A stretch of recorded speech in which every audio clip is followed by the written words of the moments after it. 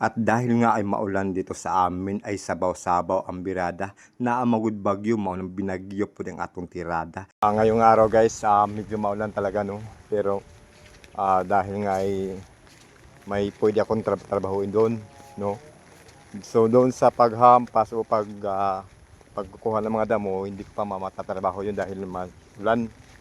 Mahirap na, ginaw.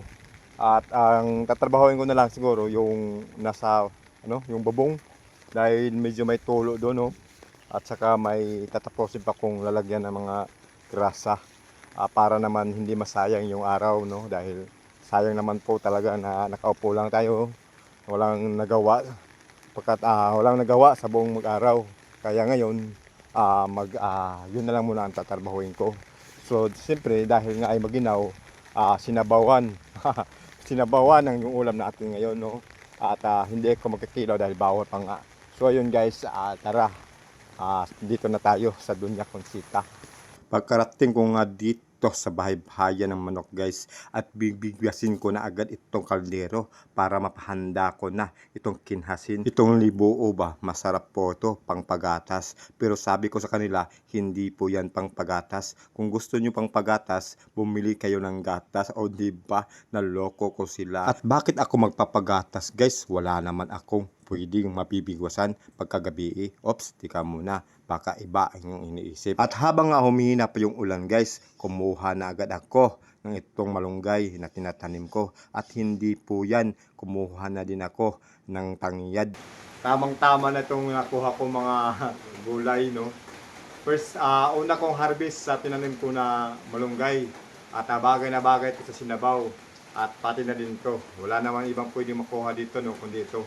Totoo nga pala guys, yung kasabihan nila, kapag may itinanim ka, may aanihin. Ayan po ay nagbunga na po yung mga pananim ko. At heto na nga guys, simpre ilalagay ko na itong libuo. Ano ba talaga ang tawag to, libuo? Baka magkakamali na naman ako. Tao lang po, sana po ay tama yung pagkakabanggit ko. Sa inyong lugar guys, ano po ang tawag sa inyo? At sana po ay mai-comment nyo at mailagay po nyo kung taga saan kung kayo, kung hanggang saan na po yung video ko. At maraming salamat po sa inyong panonood. At ito na nga guys, nilagay ko na itong malunggay. Wow, mamaya ito pwede na itong tirahin dahil dito nga ay nagugutom na ako. At tinikman ko na nga guys. Wow, tamang-tama lang po talaga yung lasa. Siyempre, ako pa, wala pong bitchin yan guys. Basta ako ang magluto o ako ang kakain. At hindi po yung kompleto guys kung walang sasawan na ganito. Dito nga guys ay agri lang yung nilagay ko at sili. Hindi na po ako maglalagay ng suka dahil nga ay bawal pa po sa akin. Kung napapansin nyo guys, red rice po talaga yung aking kinakain.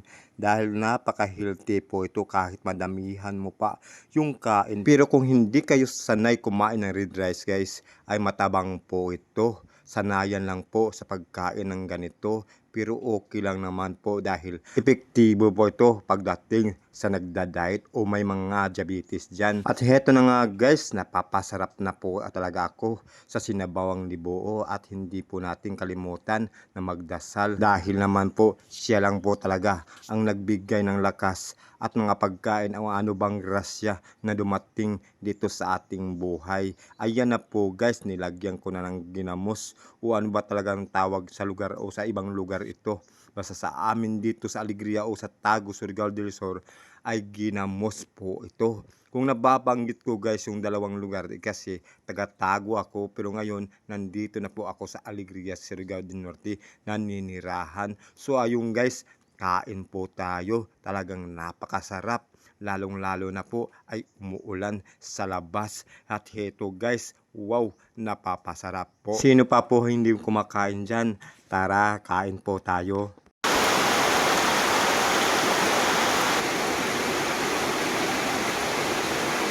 So yun guys, dahil tapos na akong kumain, naka-relax na ako.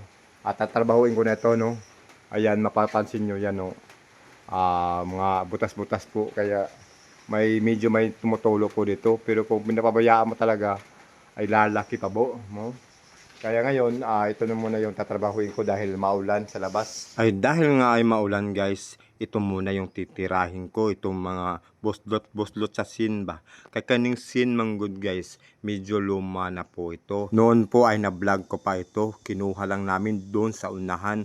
Bahay-bahayan po ito ni Lando dahil nga wala na si Lando at titirahin o ginigiba na po namin. Ngayon ko pa lang po talaga ito natrabaho guys dahil iba-iba po talaga yung tinatrabaho ko sa labas. Dahil iniisip ko kapag umuulan, ito na po yung tatrabahuin ko para hindi naman po mabakante yung araw ko. At pagkatapos ko magtapal sa sin guys, nandito na naman po ako naglagay ng grasa sa mga kahoy para hindi po ito matitira ng anay kung ano pa po mga pwedeng makasira dito sa mga kahoy na ito. Dahil sayang naman po talaga yung building at sisirain lang ng mga anay o ano pang pwedeng makasira dito sa kahoy na ito. Yung nilagyan ko nga ng grasa dito guys, medyo kaunti na lang po talaga ito dahil natatrabaho ko na po ito noong araw habang umuulan. Pagkatapos ko nga maglagay ng grasa guys, naglalaba na po ako para maisuot ko na naman po sa muling araw ng aking pagbabalik